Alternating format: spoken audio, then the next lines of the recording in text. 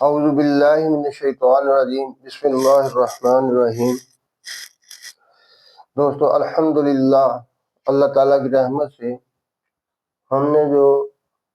رب العالمین کی رحمت سے قرآن کے ترجمے کا سلسلہ شروع کیا ہے، انشاءاللہ شروع ہے۔ اس سے پہلے میں گزارش کر دوں کہ یہ ایک ویڈیو جو ہے یہ اپنے بھائیوں اور دوستوں کی بار بار فرمائش پر کہ تقدیر کے بارے میں قرآن مقدس کے بیچ میں کیا تفصیل ہے، اس کے بارے میں جو جاننا چاہا ہے، تو اس کے لیے میں صرف ایک ویڈیو بناؤں گا۔ یہ بہت سے خاص دوستوں نے جنہوں نے مجھے قرآن کے ترجمے کی طرف مجبور کیا تھا کہ آپ تو قرآن کا ترجمہ جو ہے انہی کی طرف سے یہ فرمائش ہے۔ تو دوستو یہ تقدیر کے معاملے میں ڈاکٹر ذاکر نائک صاحب سے یشما گل کا ایک سوال تھا، تو جس کے متعلق دوستوں نے مجھے کہا ہے کہ قرآن پاک میں اس کی تقدیر کے متعلق کیا ہے، کیا حکم ہے، کیا تفصیل ہے۔ تو قرآن پاک کے اندر اللہ تعالیٰ کا ارشاد ہے وَتَفْصِيلَ كُلِّ شَيْءٍ وَهُدًى وَرَحْمَةً لِقَوْمٍ يُؤْمِنُونَ، کہ ہم نے ہر چیز کی تفصیل قرآن مقدس میں لکھی ہے اور یہ تمام مومنین کے لیے اللہ کی رحمت ہے۔ تو اس لیے تقدیر ایک ایسا اہم معاملہ ہے کہ جس کو قرآن نے بڑی تفصیل سے لکھا ہے، لیکن ہم لوگوں نے کبھی ان چیزوں کی طرف غور نہیں کیا قرآن کی طرف، کیونکہ ہم میں سے 10,000 آدمی کے پیچھے بھی ایک بندہ بھی قرآن کو سمجھنے کی کوشش نہیں کرتا۔ اگر ہم لوگ سمجھنے کی کوشش کریں گے تو اللہ تعالیٰ ہمیں اس سے علم سے ہمیں مالا مال فرمائیں گے۔ کوئی شبہ نہیں، اگر میرے جیسا بندہ ایک عام مزدور جس نے کبھی کسی درس کا کسی جگہ کا منہ نہیں دیکھا،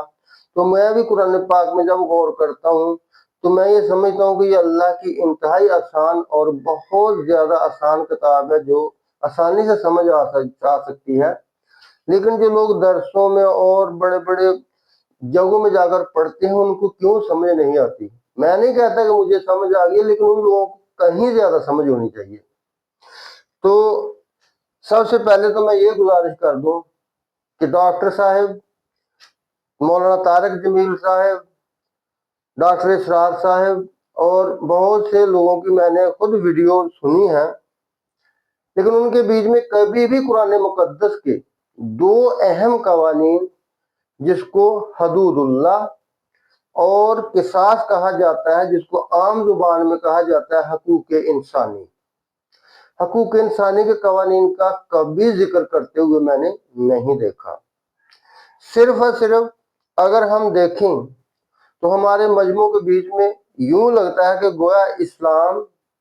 ایک بحث و مباحثہ کا مذہب ہے، تو اس میں قانون باقی کوئی نہیں ہے، بس بحث و مباحثہ کرو اور کلمہ پڑھ لیا تو مسلمان ہو گئے۔ حالانکہ ہمیں پتہ ہونا چاہیے کہ اللہ تعالیٰ نے جو قوانین قرآن میں بھیجے ہیں، مثلا حدود کا قوانین ہے تو اس کے بارے میں سخت قسم کے حکم ہیں۔ سورۃ توبہ کے اندر اللہ تعالیٰ نے ارشاد فرمایا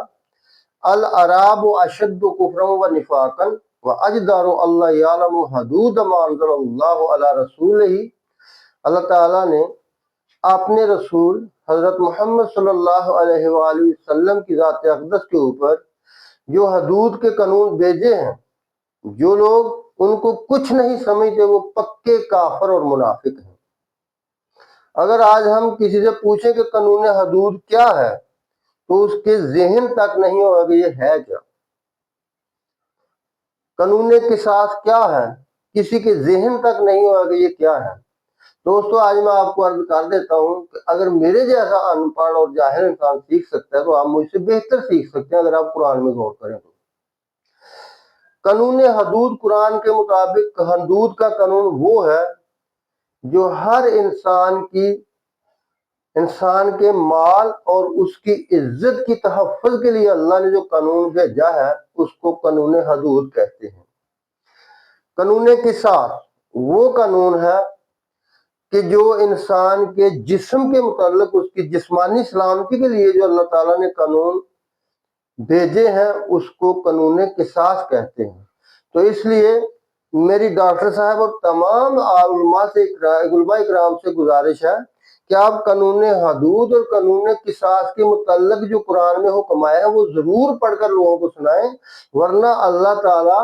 کا عذاب ہم پر آئے گا اور ہمیں ذلت پہ ذلت نصیب ہوگی۔ جیسا کہ ایک لڑکی کا یہ سوال تھا ڈاکٹر صاحب کے اس سے کہ آج اسرائیل جو ہے وہ دنیا پر حکومت کر رہا ہے تو ذلیل تو ہم ہو رہے ہیں، پر ذلیل تو ہم نے ہونا ہی نہ ہمیں قانون حدود کا پتہ نہ قصاص کا پتہ۔ اللہ تعالیٰ دنیا کے بیچ میں ذلت ان لوگوں کے اوپر بھیجتا ہے جو لوگ ایمان یا کچھ بھی کریں لیکن جو جرم کرتے ہیں۔ جتنے نبی آج تک دنیا میں آئے ہیں، جتنے نبیوں کی قوموں کو تباہ کیا گیا ہے، وہ لوگ تھے جو حدود اور قصاص کے مجرم تھے، ان کو دنیا میں تباہ کیا گیا ہے۔ شرک صرف مذہب کی بنیاد پر، شرک کی بنیاد پر کسی قوم کو تباہ نہیں کیا گیا۔ اس کا یہ نہیں کہ جرم نہیں ہے، بہت بڑا جرم ہے، لیکن اس کی سزا تو آخرت میں ملے گی۔ لیکن کچھ لوگ ایسے ہیں کہ جو دنیا میں جرم بھی کرتے ہیں، چوری، زنا، ڈاکہ، قتل، یہ ایسے جرم ہیں، ناپ تول میں کمی بیشی کرنا، دھوکے بازی کرنا، منہ سے بکواس کرنے، لوگوں کی عزت، لوگوں کی توہین کرنی، یہ ایسے جرم ہیں کہ جن کی وجہ سے اللہ دنیا میں بھی عذاب بھیجتا ہے اور آخرت میں سب سے بڑا عذاب ہوگا۔ تو مختصر کرنے کے لیے ابھی اس کے بعد ہم انشاءاللہ چلتے ہیں کہ تقدیر کیا معنی ہے، تقدیر لفظ کیا ہے۔ دوستو قرآن کے بیچ میں تقدیر جو ہے یہ اس لفظ سے قدیر، قادر، قدر، قدر اور تقدیر یہ تقریباً ایک ہی خاندان کے لفظ ہیں۔ قدیر للہ ملک السماوات والارض واللہ علی کل شیء قدیر، زمین و آسمانوں کی بادشاہی اللہ کے پاس ہے اور اللہ تعالیٰ قدیر ہے، یعنی ہر قسم کے اختیارات اور ہر قسم کی حکومتیں اس کے پاس ہیں۔ اب قدیر سے تقدیر جب بنتا ہے تو اس کا معنی یہ بنتا ہے کہ جس کو اللہ تعالیٰ کسی کام کے کرنے کی صلاحیت دے دیتا ہے، اس کے لیے جو دائرہ مقرر کر دیتا ہے اور اس کو اس کے کرنے کی جو قوت دے دیتا ہے، اس کو تقدیر کہتے ہیں۔ یہ اللہ کی طرف سے تقدیر، یعنی اس کے ایکچوئل معنی ہوتے ہیں سکنا، کسی کام کو کرنے کی صلاحیت سکنا، کہ وہ کر سکتا ہے کتنا اور اس کا دائرہ کیا ہے۔ اس کے لیے قرآن پاک کے بیچ میں آسانی سے ہم سمجھنے کے لیے میں آپ کو یہ عرض کر دیتا ہوں کہ ہمیں آپ سورۃ یاسین آیت نمبر 38 تا 40 پڑھیں تو آپ کو سمجھ آ جائے گی آسانی سے کہ تقدیر کے کیا معنی ہیں۔ تقدیر کسی بھی چیز کا جو دائرہ کار لکھ دیا جاتا ہے کہ اس کے اندر رہ کر یہ اتنا کام کرے گا، اس کو تقدیر کہتے ہیں۔ جو اللہ کی طرف سے اس کو قوت دی جاتی ہے اور پھر اس کے اختیارات دیے جاتے ہیں کہ انہیں اتنا کرنا ہے، اس کو تقدیر کہا جاتا ہے۔ تقدیر کے معنی لینے سے پہلے تقدیر پہلے آپ دیکھ لیں اس کے معنی کیا ہے، آپ کا ذہن خراب نہ ہو۔ تقدیر اللہ تعالیٰ نے قرآن پاک سورۃ یاسین میں فرمایا ہے وَالشَّمْسُ تَجْرِی لِمُسْتَقَرٍّ لَہَا ذَلِکَ تَقْدِیرُ الْعَزِیزِ الْعَلِیمِ، کہ اللہ تعالیٰ نے جو غالب، عزیز، انتہائی غلبے والا، کہ جس کے غلبے کو ذرا جتنا کہیں سے خطرہ نہیں ہے، وہ ہمیشہ پورا غالب ہے، جو چاہتا ہے سو کر ڈالتا ہے، اتنا اس ذات کو عزیز کہا جاتا ہے۔ علیم کہا جاتا ہے کہ انتہائی علم والا اور غلبے والا، کہ وہ غالب بھی اور علم والا بھی ہے، جو علم کے تحت جو وہ اپنا انتہائی بڑے علم کے تحت جو بھی وہ کرنا چاہتا ہے وہ عزیز ہے، اس کے وہ کر سکتا ہے، علم کے مطابق اس کو ہر چیز کو کر سکتا ہے۔ تو اللہ تعالیٰ نے فرمایا کہ ہم نے سورج کو وَالشَّمْسُ لِتَجْرِی مُسْتَقَرٍّ لَہَا، ہم نے سورج کی تقدیر میں لکھ دیا ہے کہ وہ ایک مستقر کے بیچ میں تجری تیرے گا۔ سورج کی تقدیر میں اس کے کام اس کو سونپ دیا ہے کہ وہ ایک مستقر کے بیچ میں ہم نے اس کے لیے ایک مستقر مقرر کر دیا کہ اس کے اندر وہ تیرے گا۔ وَالشَّمْسُ تَجْرِی لِمُسْتَقَرٍّ لَہَا ذَلِکَ تَقْدِیرُ الْعَزِیزِ الْعَلِیمِ، یہ اس قوتوں والے،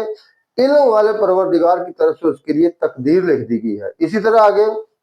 قدر آتا ہے وَالْقَمَرَ قَدَّرْنَاهُ مَنَازِلَ حَتَّىٰ عَادَ كَالْعُرْجُونِ الْقَدِیمِ، اور ہم نے چاند کے مقدر میں لکھ دیا، اس کی تقدیر میں لکھ دیا ہے کہ وہ منزلیں طے کرے گا، منازل، منزل کی جمع ہے منازل، منازل حتی قادا کل ارجون القدیم، حتی عاد کل ارجون القدیم، کہ وہ منزلیں طے کرتے کرتے چلتے چلتے آخر کے لیے اس کو حکم ہے کہ چاند تو نے آخر پہ جا کر ایک کھجور کی شاخ، سوکھی شاخ کی مانند جو ہے نا پرانی قدیم، کل ارجون القدیم کے پرانی سوکھی شاخ جو ہوتی ہے نا کھجور کی، اس کی طرف باریک جیسا اور پتلا جیسا ہو جانا ہے۔ یہ اللہ کی طرف سے سورج اور چاند کے لیے تقدیر لکھ دی گئی ہے۔ اسی طرح ہر چیز کی اللہ نے تقدیر لکھ دی ہے کہ تو نے اس دائرے سے باہر نہیں نکلنا ہے۔ تو یوں کوئی ایسی چیز نہیں ہے کائنات میں، کوئی ایسی چیز نہیں کہ جس کی تقدیر نہ لکھی گئی ہو، کوئی ایسا عمل نہیں ہے، یعنی ہم جو بھی کام کرتے ہیں اس کام کی پہلے سے اللہ نے تقدیر لکھی ہے کہ اس کا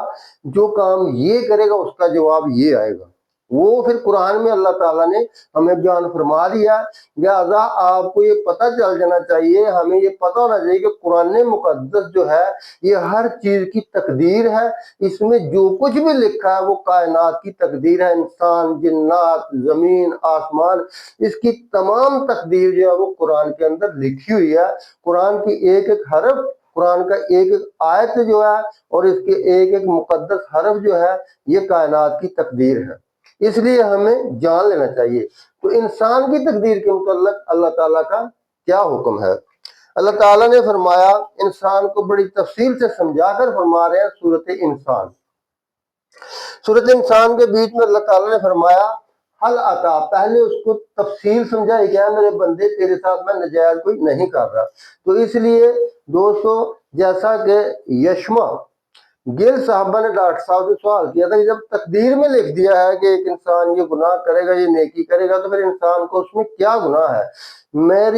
اپنی اس چھوٹی بہن سے یہ کہتا ہوں کہ اللہ نے تقدیر میں یہ نہیں لکھا کہ انسان جو ہے فلانا انسان جو ہے یہ فلانا گناہ کرے گا یا فلانا انسان جو ہے وہ فلاں نیکی کرے گا۔ یہ تو اللہ کی طرف سے بہت بڑی بے انصافی ہوگی، پھر تو بڑا ظلم ہے انسانوں کے ساتھ، پھر تو انسان ہے ہی بے بس۔ تو اللہ تعالیٰ کے جب ہمیں نہیں بھی علم، لیکن جو ہم نے اللہ پر ایمان لانا ہے، وہ پہلے آپ اپنے ذہن کو صاف کر لیں کہ اللہ کبھی کسی سے بے انصافی نہیں کرتا،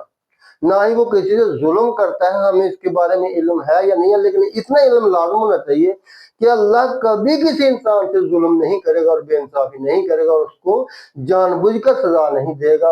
اللہ تعالیٰ نے ہمیں کوئی سزا کے لیے پیدا نہیں کیا۔ اللہ نے قرآن پاک میں فرمایا، ارشاد فرمایا کہ کیا میں تمہیں سزا دے کر ہے میرے بندوں میں کیا کروں گا؟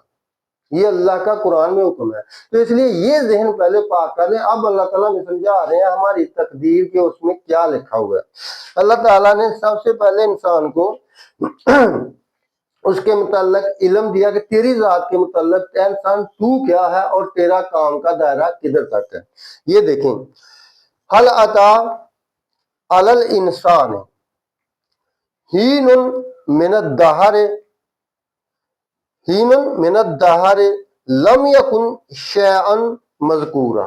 پھر سن لیں، میں نے لفظ بالکل الحمدللہ ایک ایک کر کے پڑھا ہے۔ حل عطا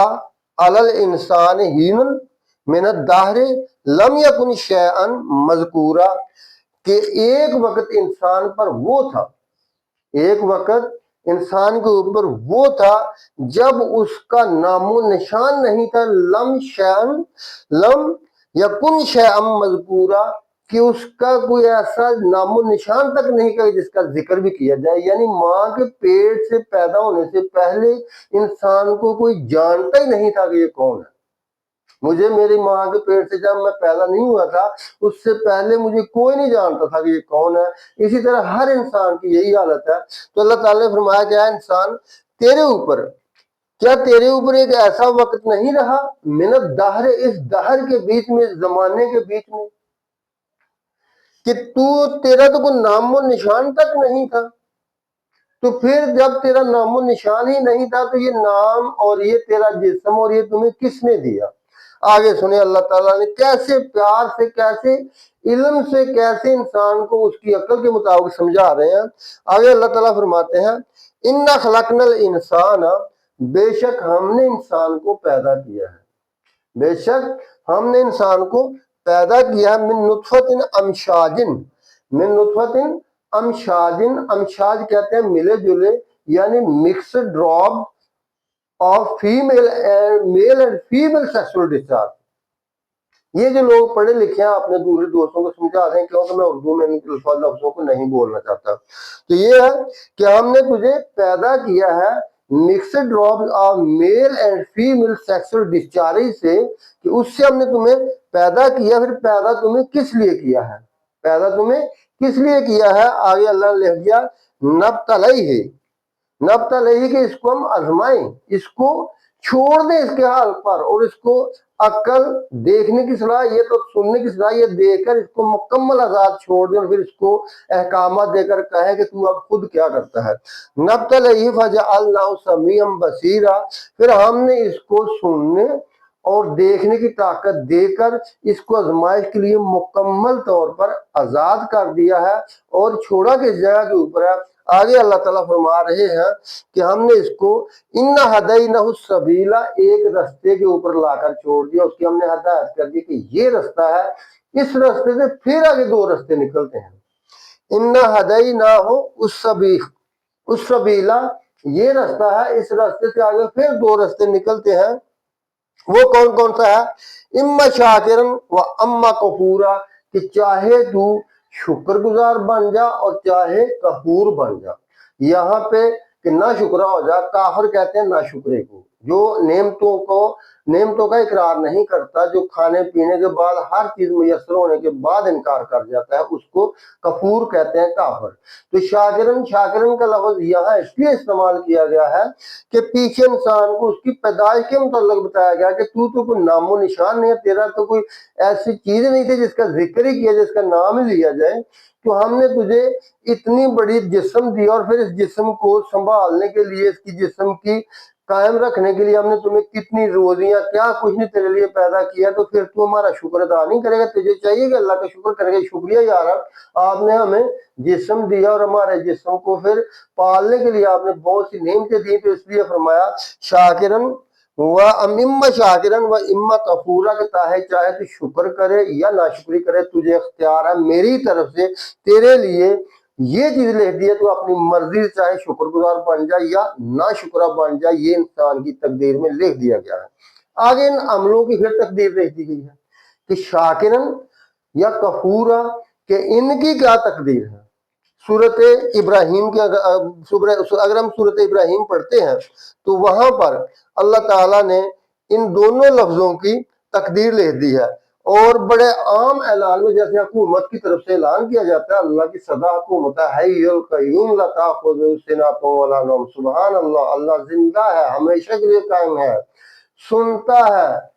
उसकी ना ऊँग आती है ना नींद आती है, कि ऊँग के अल्लाह तक कोई इंसान अमल कर रहा हो, कोई उससे फरियाद कर रहा हो और वो अल्लाह सुने ना, तो ऊँग की हालत में हो या नींद की हालत में, अल्लाह ने फरमाया मैं इन चीजों से पाक हूँ। या इंसान को अपने रब से बहुत सी उम्मीदें रखता और वो वफात पा जाए, ये भी बहुत, अल्लाह ने फरमाया तमाम चीजों से मैं पाक हूँ, मेरी बादशाही बहुत बुलंद है। तो उस अल्लाह ताला ने आगे कि तू चाहे इम्मा शाकिरन व इम्मा कफूरा, चाहे तू कुफर कर ले चाहे शुक्र कर ले, ये तेरे लिए हमने रास्ते पर लाकर छोड़े, दोनों रास्तों में से जिसको मर्जी अपना ले। अब इन दोनों रास्तों को फिर तकदीर दे दी कि अगर तू शुक्र करेगा तो फिर तुझे तेरा रब क्या देगा, और अगर तू कुफर करेगा तो फिर तेरे साथ क्या होगा। तो अल्लाह ताला ने सूरत इब्राहिम में इसको बड़े वाज़े अंदाज में बयान फरमा दिया। आयत नंबर 7 के बीच में आप पढ़ सकते हैं, आयत नंबर 7, वइज़ तअज़्ज़न रब्बुकुम, कुम से मुराद तमाम दुनिया सबको मुखातिब करके अल्लाह ताला खिताब फरमा रहा है। कुम, तुम का लफ्ज होता है जमा, ओए लोगों तुम सुन लो, ये अल्लाह तुम्हारा ऐलान फरमा रहा है। ताज़्ज़ना, ऐ सब लोगों तुम सुन लो, अल्लाह तुम्हारा ऐलान फरमा रहा है, तुम्हारा रब, तुम्हारा पैदा करने वाला, तुम्हें परवरिश के लिए हर चीज मुहैया करने वाला, तुम्हें रोजी देने वाला रब ये ऐलान फरमा रहा है। वह ताज़्ज़न रब्बुकुम, तुम्हारे रब ने ये ऐलान आम कर दिया है कि लाइन शकारतुम लाज़ीदन्नकुम, अगर तुम शुक्र करोगे तो तुम्हें सारी नेमतें तुम्हें मिलेंगी।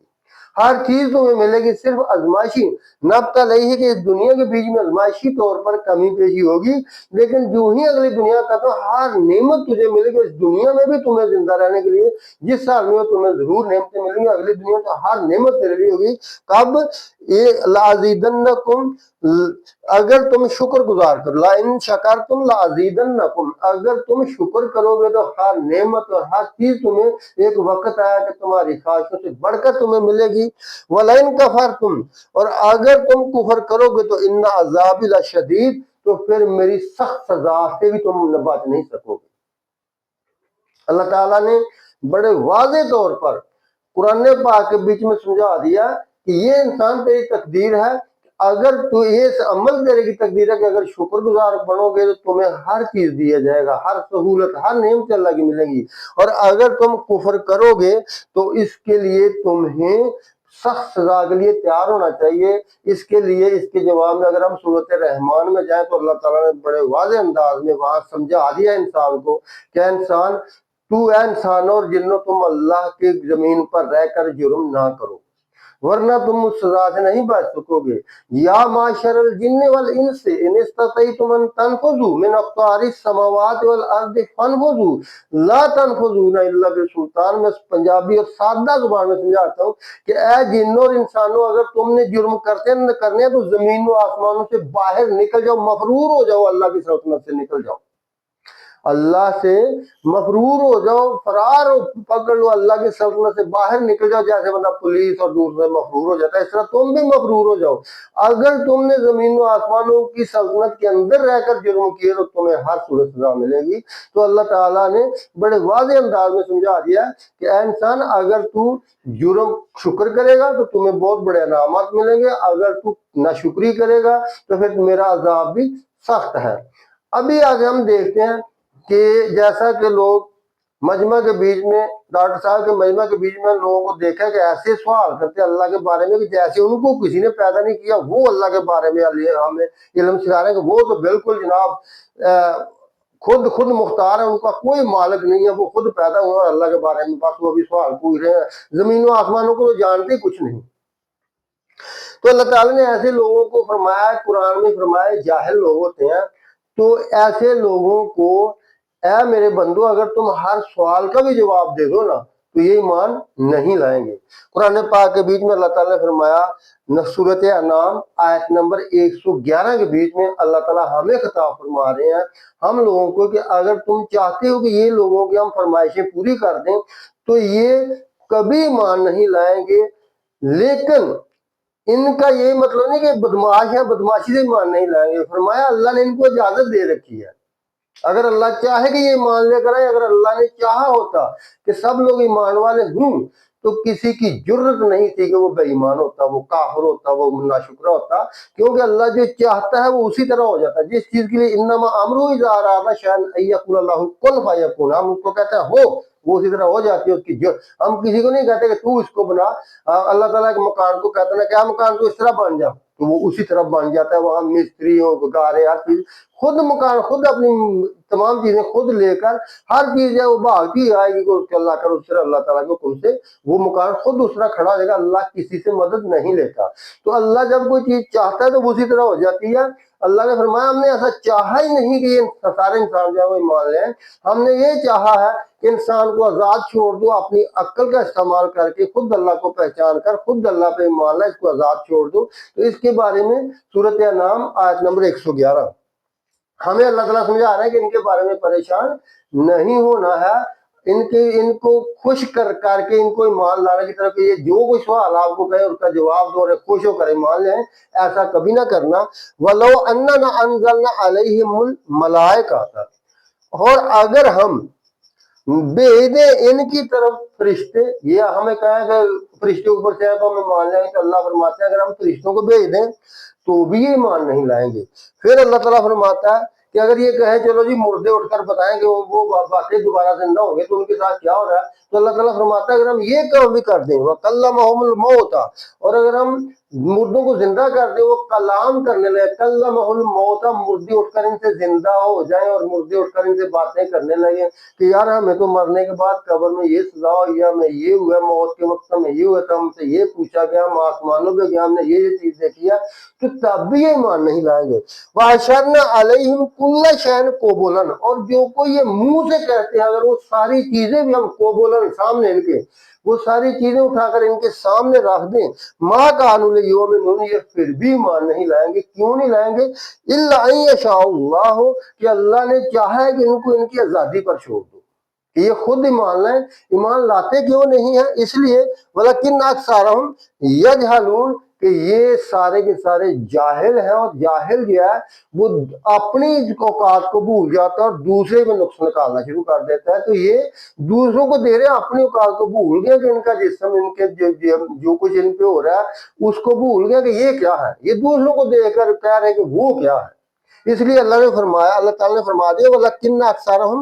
يَجْهَلُونَ، کہ یہ اتنے کی جاہل ہیں کہ یہ کبھی بھی ایمان نہیں لائیں گے، جہالت نے ان کو برباد کر دیا ہے۔ نبی پاک صلی اللہ علیہ وسلم کو اللہ تعالیٰ نے پھر ایک ایسے مطلب ہے کہ سمجھایا کہ تاکہ نبی پاک صلی اللہ علیہ وسلم اور تمام کائنات بالکل مکمل طور پر سمجھ دے کہ جاہل انسان ہوتا کیا ہے۔ قرآن پاک کے بیچ میں اللہ تعالیٰ نے سورت انعام کے بیچ میں، مجھے صحیح آنے والا سورت انعام کے بیچ میں اللہ تعالیٰ نے یہ نبی پاک صلی اللہ علیہ وسلم کو سمجھا دیا کہ اے نبی، جاہل لوگ کیا ہے، یہ دراصل اللہ اور اس کے رسول کا امتحان لینا چاہتے ہیں، ٹیسٹ لینا چاہتے ہیں کہ اللہ اور رسول ہمیں یہ ٹیسٹ دیں تو پھر ہم ایمان لا کر بڑا احسان کر دیں گے اللہ کے اوپر۔ تو نبی پاک صلی اللہ علیہ وسلم بھی یہ چاہتے تھے کہ آپ صلی اللہ علیہ وسلم اتنا زیادہ لوگوں سے محبت کرتے تھے کہ یا اللہ ان میں کوئی ایسا رہے ہی نہ کہ جو ایمان نہ لے کر آئے۔ تو حتیٰ کہ اللہ تعالیٰ نے آپ صلی اللہ علیہ وسلم کو منع فرما دیا کہ اے نبی، آپ اتنا فکر کرتے ہیں کہ آپ تو جان ہی دے ڈالیں گے، جیسا کہ سورۃ کہف میں اللہ تعالیٰ نے آیت نمبر 6 میں نبی پاک صلی اللہ علیہ وسلم کو منع فرما دیا کہ آپ اتنا زیادہ پریشان نہ ہوا کریں کہ آپ ان کے ایمان کے بارے میں، ان کی بھلائی کے بارے میں ہر وقت پریشان رہتے ہیں۔ فلا اللہ کا باقی نفسہ کا، اے میرے پیارے نبی، تو اپنی جان ہی دے دے گا ان کے پیچھے غم کر کر کے۔ فلا اللہ کا آیت نمبر 6 سورۃ کہف خود پڑھ لینا، میں آپ کو مسالے نہیں لگا رہا ہوں، میں قرآن سے بیان کر رہا ہوں، اس لیے آپ نے یہ نہیں کہنا کہ شاید اپنے پاس ہے۔ فلا اللہ کا باقی نفسہ کا، اے نبی تو اپنا جان ہی دے دے گا، اللہ اثارہم، ان کے پیچھے، اللہ اثارہم، ان کے پیچھے، ان لم یؤمنوا بہذا الحدیث اسفا، کہ یہ اس قرآن پر ایمان نہیں لاتے، اس کے پیچھے کہ اتنا پیارا قرآن اور اتنی ان کی بھلائی چاہتا تو یہ اس پہ ایمان نہیں لاتے، تو ان کے پیچھے تو پریشان ہو کے اپنی جان ہی دے دے گا۔ کیا میرے نبی ایسا نہ کر، ان کو چھوڑ دے، ایسا نہ کر، آصفاً غم کر کر کے۔ تو اللہ کے رسول کو اتنی محبت اور اتنا غم تھا ہمارے بارے میں کہ اللہ نے خود منع فرما دیا کہ اے نبی اتنا غم نہ کیا کر ان کے بارے میں، جو میں نے ان کی تفصیل لکھی، ان کو میں نے آزاد کر دیا ہے، یہ اپنی مرضی سے اپنی تباہی کریں گے تو خود اپنی تباہی کریں گے، اور اگر اپنے لیے فائدہ کریں گے تو خود اپنے لیے فائدہ کریں گے، اگر ہدایت پائیں گے تو اپنی ذات کے لیے، اگر گمراہ ہوں گے تو ان کی گمراہی بھی اپنی انہی کی ذات پر پڑے گی، لیکن آپ انہیں پریشان ہوا کریں۔ پھر اللہ تعالیٰ نے نبی پاک صلی اللہ علیہ وسلم کو اور ہمیں ایک سخت الفاظوں میں بتایا کہ ان کے بارے میں یہ اللہ اور اس کے رسول کا ٹیسٹ لے کر ایمان لانا چاہتے ہیں۔ تو اللہ تعالیٰ نے پھر نبی پاک صلی اللہ علیہ وسلم کو سورۃ انعام میں فرمایا وَإِن كَبُرَ عَلَيْكَ إِعْرَاضُهُمْ، اے نبی صلی اللہ علیہ وسلم، آپ کو بہت دکھ دیتا ہے، آپ کو بہت بھاری لگتا ہے، آپ کو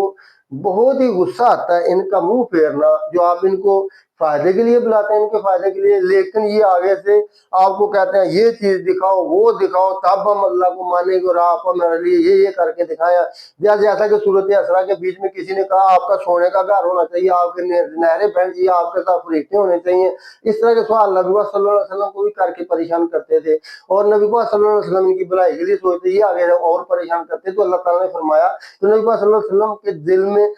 کو پریشانی کو دور کرنے کے لیے اللہ تعالیٰ نے فرمایا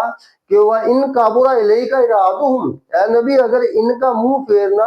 آپ کے لیے بہت بھاری ہے، فَإِنِ اسْتَطَعْتَ أَن تَبْتَغِيَ نَفَقًا فِي الْأَرْضِ أَوْ سُلَّمًا فِي السَّمَاءِ فَتَأْتِيَهُم بِآيَاتٍ، کہ جو یہ فرمائشیں کرتے ہیں आपको कि आप ये दिखाएं वो दिखाएं तब हम ईमान लाएंगे। तो अल्लाह और रसूल का ये टेस्ट लेना चाहते हैं। क्या नबी अगर ये आपका और मेरा टेस्ट लेना चाहते हैं तो फिर इनके लिए जमीन में सुरंग, इनको बोलो कि जमीन में सुरंग निकालो, उससे ले आओ, या आसमान पे सीढ़ी लगा के चढ़ जाओ, उसको उससे ले आओ। फताते हम आयातिन, तो फिर ले आइए उधर से। यहाँ खिताब तो नबी पाक सल्लल्लाहु अलैहि वसल्लम को है, लेकिन हमने ये नहीं कि ये भी जाए ऐ नबी आप इनको कह दें कि मैं सीढ़ी लगाता हूँ आप आसमान से चढ़कर खुद निकाल लें। यानी कि हमने ये नहीं कहना कि ऐ नबी इनको ला दें आप, बल्कि यूं कहना है कि नबी पाक सल्लल्लाहु अलैहि वसल्लम मैं और अल्लाह और मैं आपको टेस्ट देकर खुश नहीं करेंगे, लेकिन ये है कि तुम्हें अगर निशानियां सारी चाहिए फता दे हम बे आयातिन, तो इनको ला दे फिर आसमान से इनकी फरमाइशें पूरी कर दें, या जमीन से सुरंग निकाल कर इनकी फरमाइशें पूरी कर दें। लेकिन अल्लाह ने इनको टेस्ट नहीं देना, अल्लाह ने इनको टेस्ट नहीं देना। आगे फिर अल्लाह ताला ने फरमा दिया वल्लाहु शा अल्लाह, और अगर अल्लाह ने ऐसा ही चाहा होता कि ये सारे ही मान ले, वल्लाहु शा अल्लाह लजमअहुम अलल हुदा, तो ये सारे के सारे हिदायत पर इकट्ठे होते। फला तकूनन्ना मिनल जाहिलीन, तो जाहलों की बात ना मान, जाहलों को दफा कर, इनकी बात ना मान। यानी यहाँ पे मिनल जाहिलीन है, ये तर्जुमा नहीं करना है कि आप जाहलों में से ना हो, बल्कि अल्लाह फरमा रहे हैं कि जाहलों की बात को ना सुने, क्योंकि जाहिल लोग जो है ये बहुत से ऐसे सवाल करते हैं, अपने आप को भूल जाते हैं, जैसा कि अल्लाह ने यहाँ फरमा दिया अक्सर हम याजहलून, ये अक्सर जाहिल हैं। इसलिए मैं डॉक्टर साहब से भी रिक्वेस्ट करता हूँ कि इनको हद से इतना आगे ना बढ़ने दें कि जो इनके मुंह में आए वो कह दें अल्लाह के बारे में। इनसे भी सवाल कर लिया करें, जैसा कि एक ने कहा जी हमारे काबा ने, एक मेरे सिख भाई ने कहा कि बाबा गुरु नानक ने पाँव से काबा ला दिया, तो फिर इसका जवाब इसके मुताबिक होना चाहिए कि मैं उन साहब से, अपने इस भाई से पूछता हूँ कि जब बाबा गुरु नानक साहब ने, हम बहुत एहतराम करते हैं, सब मुसलमानों सबका एहतराम करते हैं, हम बाबा जी का बड़ा एहतराम करते हैं, लेकिन ये तो बताएं कि बाबा जी ने जो काबा को हिलाया था अपने पाँव से, वो ताकत उन्होंने कहां से ली थी? वो उनके पास थी ताकत, उससे लाई, या किसी ने उनको ताकत दी थी उसने उन्होंने काबा को ला दिया? हमारे जो, हमें जहां तक पता ही है, आपने एक नई खबर थी, जहां तक हमें काबा लाने का पता है ना, वो सूरत फील है कुरान में, आपने खुद पढ़ लेना कि हाथियों से काबे को लाने की कोशिश की गई थी, उनका क्या बना था आप खुद पढ़ लेना कुरान पाक में, या किसी मुसलमान से पूछ लेना कि उनका क्या हुआ कुरान में, आपने उससे पूछ लेना कहाँ ये लिखा हुआ, आपको बता देगा। सूरत फील है 30वें पारे में, उसमें पढ़ लेना। तो जो आपने बाबा साहब की जो हमें खबर दी है उन्होंने काबे से ला रही है, तो पहली बात ये है कि अगर बाबा जी ने काबे को पांव से ला दिया था तो ये ताकत उनको किसने दी थी? अगर आप कहते हैं कि अल्लाह ने दी, तो फिर हम भी बाबा की तरह अल्लाह की बात करेंगे ताकि अल्लाह हमें ऐसी ताकतें अता करे। फिर अगर बाबा जी ने अपने ही पांव से अपनी ताकत से काबे को ला दिया था तो वो खुद क्यों मर गए? फिर उनको जिंदा रहना चाहिए था, उनको खुद मुख्तार थे, वो खुद अपनी जान तो बचा नहीं सके। तो इसलिए ऐसे सवाल सुनना या ना इनका जवाब देना, जब उसी तरह जवाब दें जो इनका जवाब बनता है। अगर एक बंदा, जैसा डॉक्टर साहब ने कहा कि 2 और 2 5, 2 और 2 5, एक बंदे से हम पूछते हैं कि 2 और 2, तो वो कहता है 5, तो फिर हमारा ये फर्ज बनता है कि इसी से मिलता सवाल उसको हकीकत की तरफ ले आए कि 2 और 2 5 होता है, 2 और 3 कितने होते हैं? फिर उससे पूछे कि 2 और 3 कितने होते हैं? तो अगर फिर वो कहे 5, तो फिर हम बंदा उससे कहे कि आपने पहले गलती की थी, या आपका दिमाग फिर गया था, या आप मजाक कर रहे थे। तो इसका जवाब जो है हकीकत में जवाब दें। जब भी आप जवाब 2 और 2 4 होते हैं, 2 और 2 5 अगर एक बंदा कहता है, फिर उससे पूछे कि 2 और 3 कितने होते हैं। तो ये हमें बातें याद रखना। तो अल्लाह ताला कहते हैं कि कभी हकीकत से ना हटें। तो अल्लाह ताला ने यहाँ फरमा दिया क्या नबी सल्लल्लाहु अलैहि वसल्लम, आप इनके बारे में इतना फिक्र ना करें, आप फिक्र कर करके अपनी जान ही दे डालेंगे। और अल्लाह ताला ने हमें तकदीर के बारे में और बहुत से कुरान पाक में आते हैं जो तकदीर के बारे में है। तो इसलिए मेरी गुजारिश है यशमा गिल साहबा से और तमाम लोगों से कि यार हमें कम से कम पहले आप, और पहले मुझे बड़ी खुशी है कि आपने अदाकारी या ऐसी चीजें छोड़कर आप दीन को अपना पसंद किया, और मजहब दीन पसंद नहीं बल्कि ये इस पर अमल करना हमारा फर्ज है। तो आप भी सबसे पहले हमने अपना दिमाग पाक करना है कि अल्लाह किसी से बेइंसाफी नहीं करता, और अल्लाह ने इंसान की तकदीर में लिख दिया है कि वो चाहे गुनाह करे चाहे नेकी करे, अल्लाह ने बिल्कुल इसके बीच में उसके साथ किसी किस्म की बेइंसाफी नहीं की कि उसको, इंसान तो नेकी करना चाहता था लेकिन अल्लाह ने लिख दिया कि तू फलां गुनाह करेगा, वो फटाफट गुनाह की तरफ चला जाएगा। नहीं, अल्लाह ने ये लिख दिया क्या इंसान اگر تو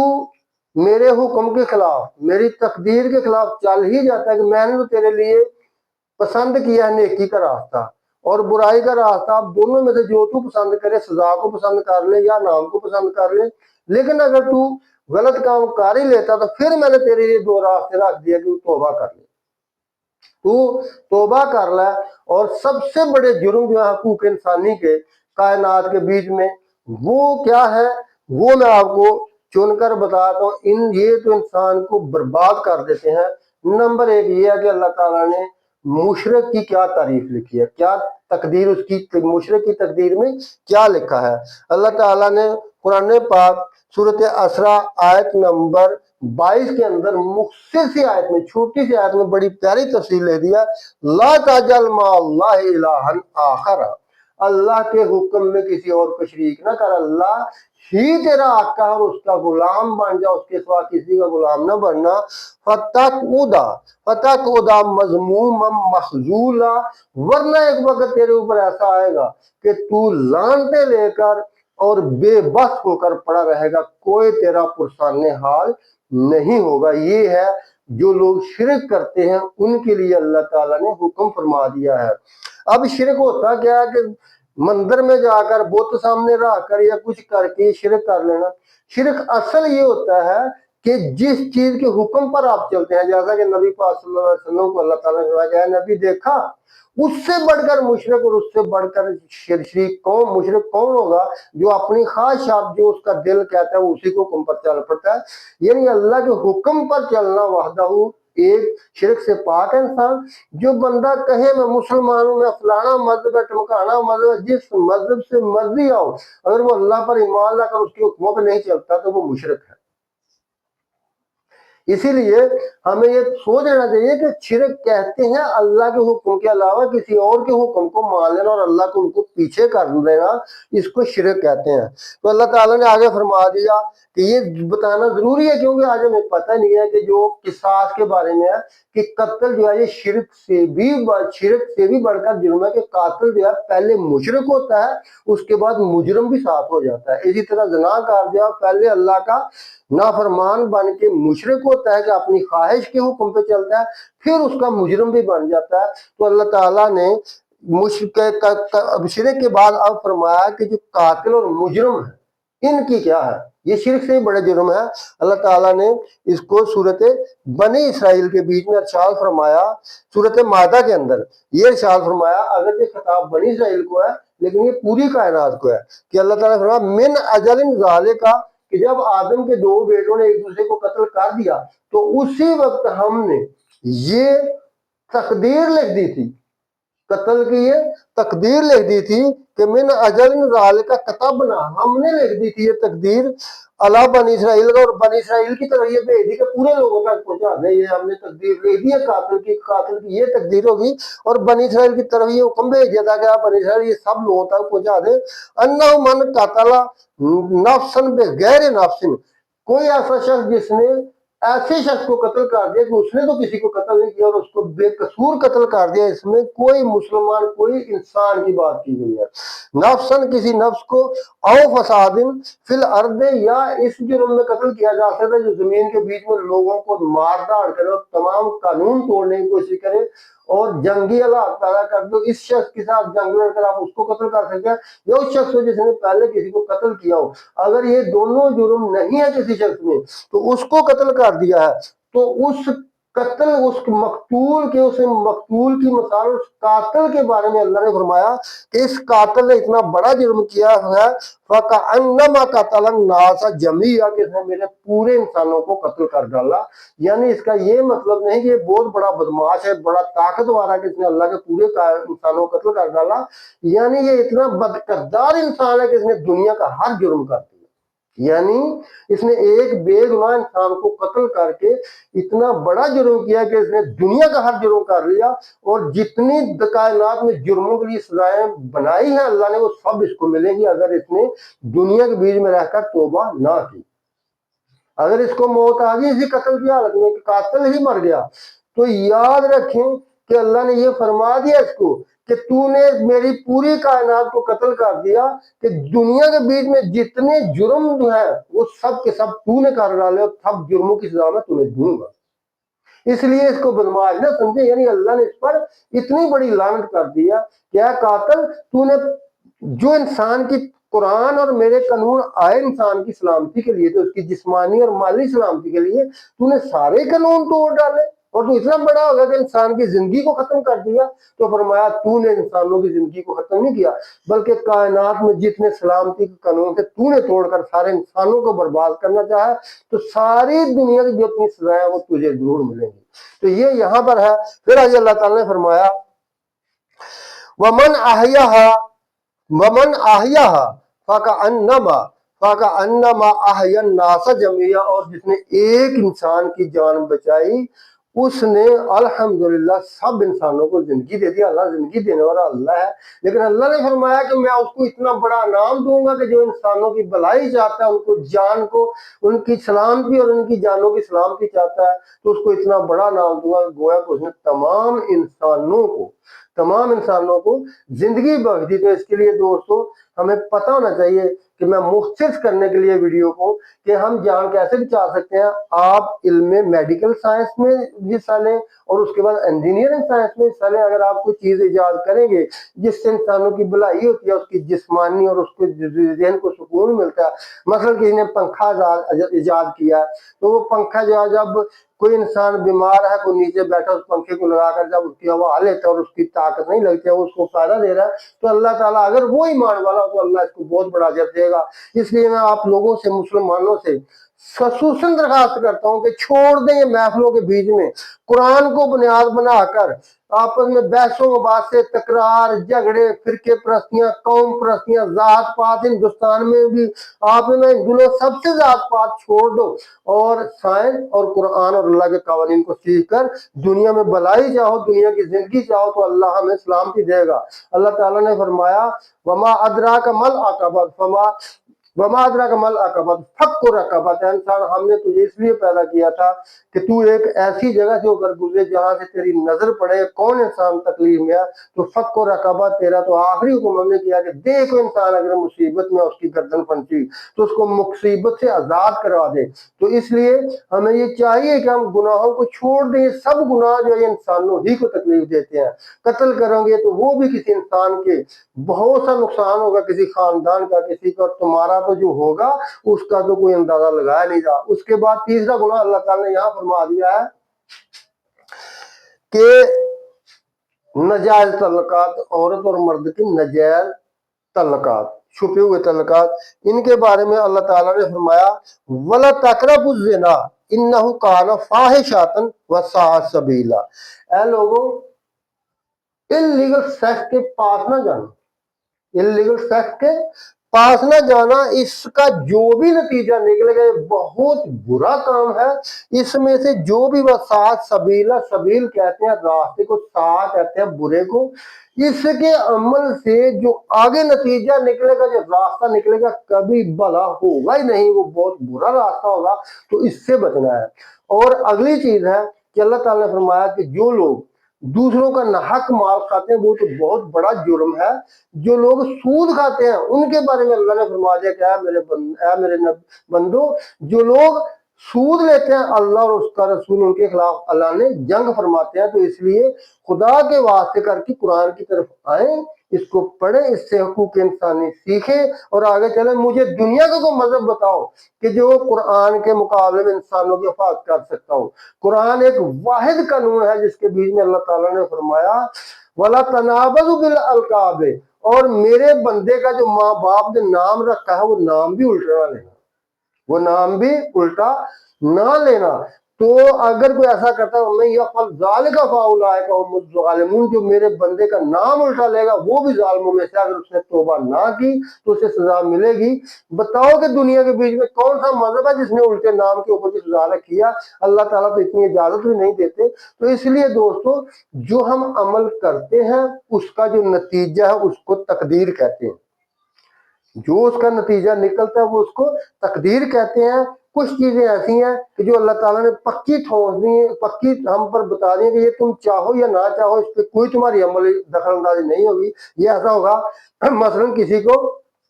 अमीर होना, अगर वो अमीर है तो ये अल्लाह की तरफ से उसे दिया गया है, तो अमीर के लिए कुरान पाक में दायरा है कि उसने क्या क्या करना है, ज़कात देनी है, हज अदा करने हैं, हर तरह के अल्लाह के हुक्म मानने हैं। अगर गरीब है तो उसके लिए एक तकदीर लिख दिया कि तेरा दायरा ये है, तूने तेरे ऊपर ज़कात फर्ज नहीं है, तेरे ऊपर हज फर्ज नहीं है, तेरे ऊपर कुर्बानी फर्ज नहीं है, तेरे ऊपर ये फर्ज नहीं है कि तू लोगों को खिरात दे, बल्कि अल्लाह ने फरमाया कि ये गरीब है तो लोगों को हुक्म देने का अमीर हो, तुम इनको खिरात दो। यानी इस तरह दायरे मुकर्रर कर दिए हैं। इसको ये ना समझे कि अल्लाह ने उसके साथ बेइंसाफी की है, नहीं नहीं। हम अपने दायरे में रहकर अगर काम करेंगे तो अल्लाह अज़ीदन्नकुम, फिर तुम्हें बहुत कुछ दूंगा। तो इसलिए दोस्तों आओ आज हम मिलकर अहद करें कि हम कुरान के कवानीन को सीखेंगे और अपने रब को खुश करने के लिए, अपनी जिंदगियों को बेहतरीन जिंदगी बनाने के लिए अपने रब के होकर रहेंगे। अल्लाह ताला मुझसे और आपसे मैं उम्मीद करता हूँ, मैं फिर यशमा गिल साहबा से ये दरख्वास्त करता हूँ कि कभी जहन में ऐसी बात ना आने दें कि अल्लाह ताला